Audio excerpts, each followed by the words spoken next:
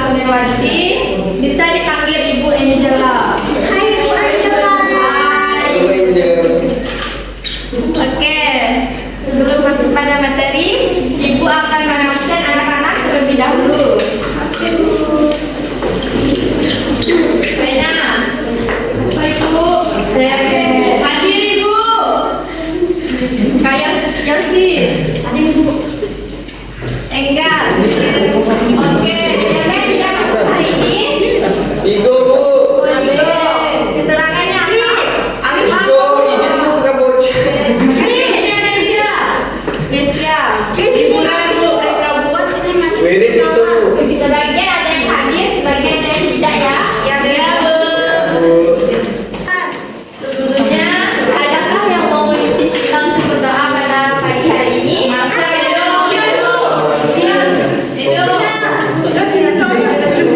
Petrus bu.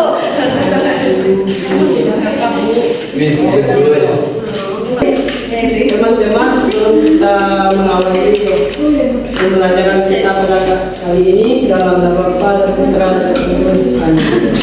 Allah Bapa yang Maha Baik, puji dan syukur kami pada kali ini kiranya Engkau selalu melindungi kami dalam proses pembelajaran dan apa yang guru kami jelaskan bisa kami simak dengan baik. Demi Yesus Kristus Tuhan dan Pengacara kami. Amin. Bapa Putra Kudus. Amin. Kasih Gios, tangan si Gios. Baik, sebelum masuk pada materi kita pagi hari ini, sudah ada yang tahu kita mau belajar tentang apa? Tidak. Belajar agama bu. Ya, benar. Kita akan belajar tentang memahami fungsi dan peranan hierarki dalam gereja Katolik. Yang pertama ada memahami struktur, menjelaskan tingkatan paus, uskup, iman, diakon, umat awam, dan fungsi masing-masing tugasnya. Dan selanjutnya ada mengenali peranan, membedakan tugas pastoral, liturgi, pelayanan sosial dalam hierarki. Dan selanjutnya ada mendorong partisipasi, mengidentifikasi cara umat awam berkolaborasi dengan hierarki dalam misi gereja. Apa itu hierarki gereja Katolik? Sebelumnya anak-anak sudah tahu apa itu hierarki gereja Katolik? Belum. Oke, sekarang Ibu akan menjelaskan apa itu hierarki gereja Katolik. Oke Bu. Hierarki adalah susunan pelayanan gerejawi yang menata otoritas dan tanggung jawab untuk memastikan pengembalaan, pengajaran, sakramen, dan kesatuan umat. Berangkat dari tradisi para rasul dan berkembang dalam struktur yang diakui secara universal dari paus hingga umat awam. Apa itu hierarki gereja Katolik? Yang pertama itu ada asal, tradisi, rasul, dan keputusan konsili atau sobat. Yang selanjutnya ada tujuan, menjaga kesatuan iman dan disiplin sakramental. Apakah anak-anak ada yang bawa Alkitab? Ada. Ini kita buka pada bagian Matius bab 16 ayat 18 sampai 19. Silakan dibuka ya anak-anak. Ayat berapa Bu? Matius bab 16 ayat 18 sampai 19. Dan aku berkata kepadamu, engkau adalah Petrus dan di atas batu karang ini aku akan mendirikan gerejaku dan Allah tidak akan menguasainya. Kepadamu akan memberikan kunci kerajaan surga. Apapun yang kau berikan di bumi akan terikat di surga, dan apapun yang kau letakkan di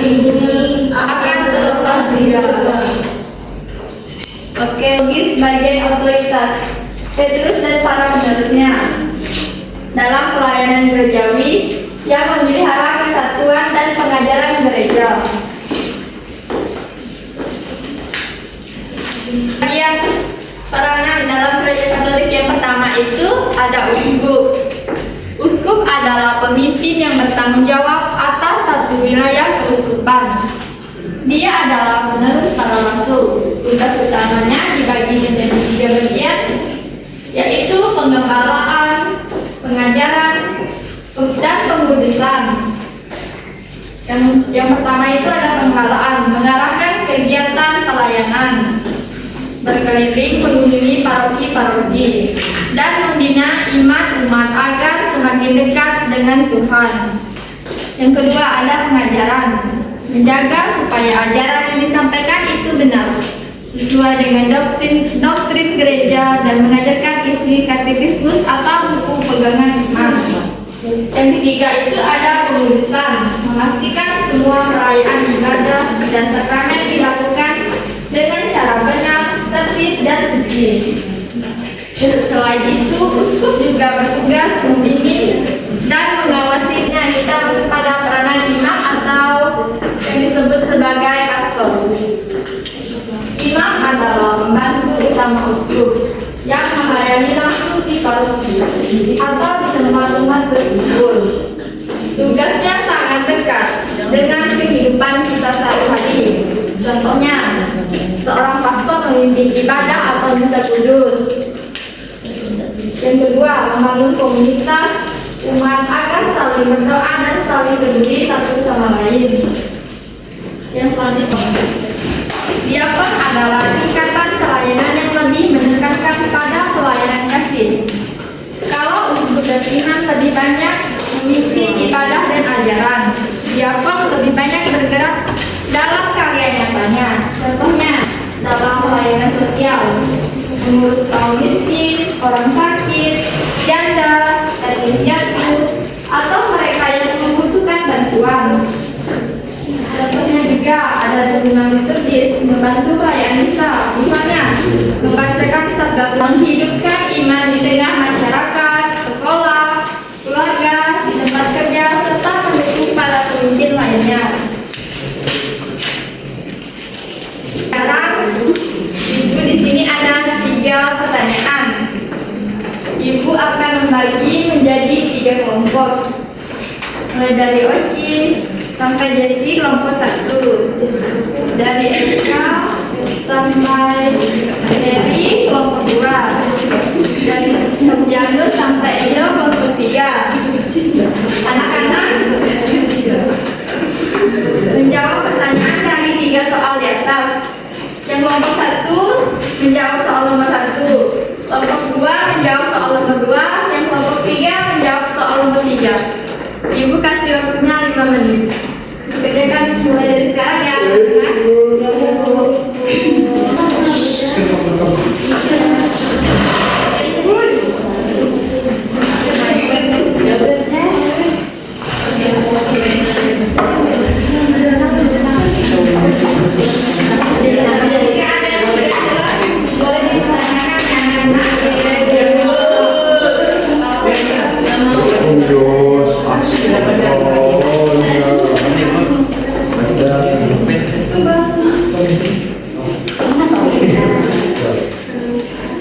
Baik anak-anak, sudah selesai? Sudah. 1 orang maju ke depan biar perwakilan kelompok. Petrus kelompok 1. Siapa yang maju kelompok 1? Rifki. Yang maju kelompok 2 siapa? 2 Jerry. Kelompok 2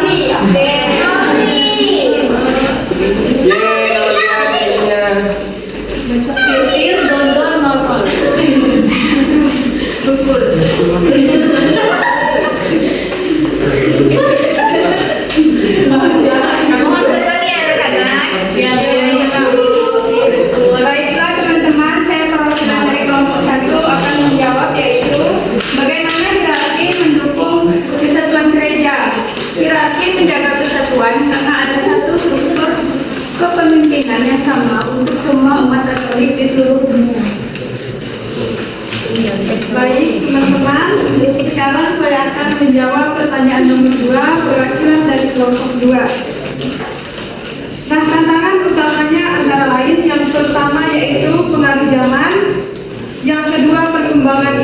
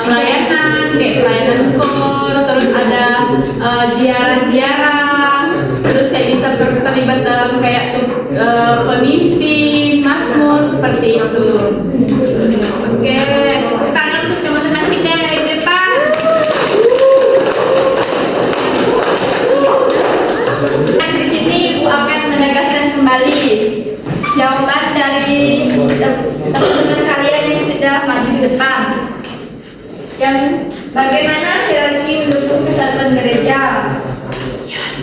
Hierarki menjaga kesatuan karena ada struktur kepemimpinan yang sama untuk semua umat Katolik di seluruh dunia. Kita semua memiliki satu pemimpin yang tertinggi, yaitu Paus. Satu aturan ajaran yang sama dan satu cara merayakan sakramen yang sama. Yang pertanyaan selanjutnya, apa tantangan utama yang dihadapi hierarki saat ini? Yang pertama, pengaruh zaman. Banyak orang saat ini menganggap agama tidak penting atau mengutamakan materi daripada nilai rohani. Yang selanjutnya, perkembangan ilmu dan pengetahuan teknologi. Di sini yang kita ketahui, sebagian anak-anak sering tergoda atau tergiur dengan media sosial sehingga misalnya lupa kewajiban, contohnya ke gereja pada hari Minggu, atau sering tidur larut malam sehingga datang ke sekolah itu sering terlambat.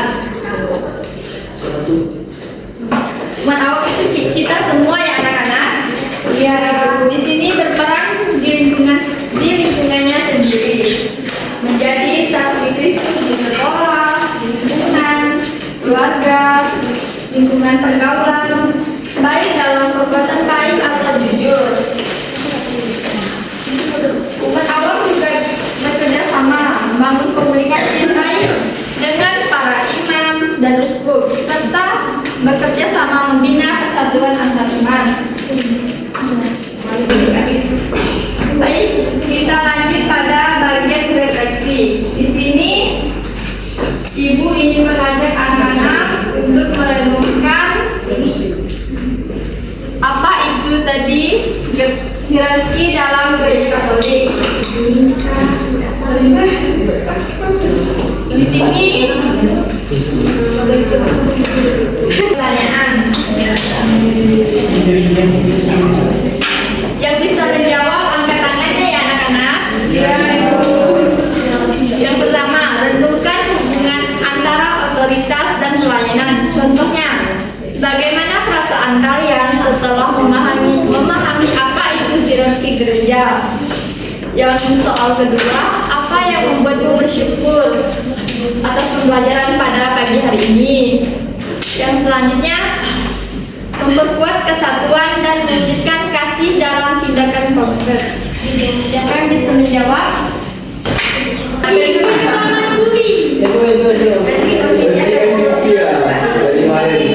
Baik, saya akan menyimpulkan hasil pembelajaran dari pertanyaan di atas. Pertama itu bahwa renungkan hubungan antara otoritas dan pelayanan. Bagaimana perasaanmu setelah memahami hierarki gereja? Apa yang membuatmu bersyukur? Ini dapat membantu memperkuat kesatuan dan mewujudkan kasih dalam tindakan konkret.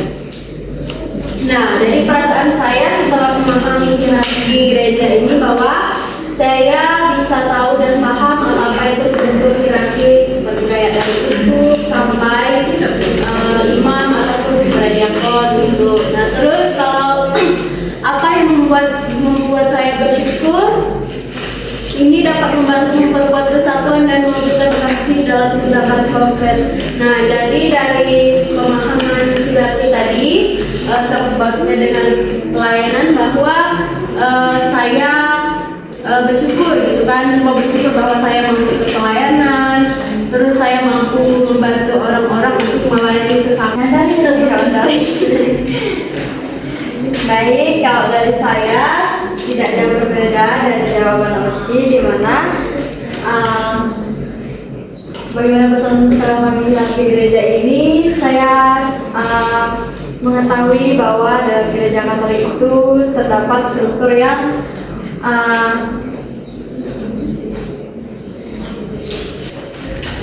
baik. Kalau dari saya, jawabannya tidak jauh berbeda dari Oci. Saya mendapatkan dalam hal ini di mana hierarki gereja itu, saya mengetahui bahwa ternyata dalam gereja Katolik itu sangat indah, di mana yang dalam perayaan setiap misa itu terstruktur, di mana dari ada paus kepemimpinannya yang lebih tertinggi sampai ke kaum-kaum di mana yang mau saya baca itu. Terima kasih. Tangan untuk kita. Anak-anak, sebelum mengakhiri pembelajaran kita pada pagi hari ini, Ibu ada tugas untuk kalian untuk minggu depan. Tugasnya yaitu tuliskan di kertas lembar. Soalnya dalam Kerajaan Katolik, para pemimpin hierarki memiliki 3 tugas utama, yaitu tugas mengajar, menguduskan, mengembalakan.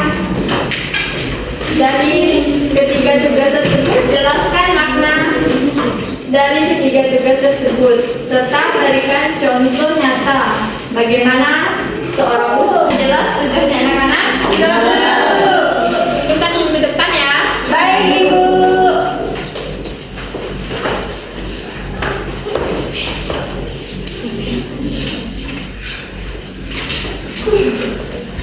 Anak-anak, sebelum mengakhiri pembelajaran kita pada pagi hari ini, kesimpulan dari semua materi apa itu hierarki Gereja Katolik. Di sini Ibu akan menjelaskan hierarki adalah pelayanan Kristus, struktur yang menata otoritas untuk menjaga kesatuan, membina iman, dan memimpin pelayanan. Ketika hierarki dan umat awam bekerjasama, anak-anak, terima kasih atas perhatiannya selama Ibu mengajar. Mohon maaf jika ada kesalahan. Baik anak-anak, terima kasih atas perhatian dan partisipasinya dalam pembelajaran pada pagi hari ini. Mohon maaf jika Ibu ada kesalahan. Sampai jumpa minggu depan. Pagi hari ini kita tutup dengan doa. Salah satu baik kali silakan ditutup di sini ya. Siap, buat sini tidak boleh. Itu nggak boleh. Nggak apa-apa ya. Oke teman-teman, mari kita berdoa untuk menutup pembelajaran pada hari ini. Kiranya dalam nama Kristus, dalam nama Bapa dan Putra dan Roh Kudus. Amin. Tuhan Yesus, terima kasih atas pembelajaran pada hari ini. Semoga apa yang dipelajari dapat berguna untuk kami ke depannya. Hanya doa anakmu demi Kristus, Tuhan dan pengacara kami. Amin. Dalam nama Bapa dan Putra dan Roh Kudus. Amin.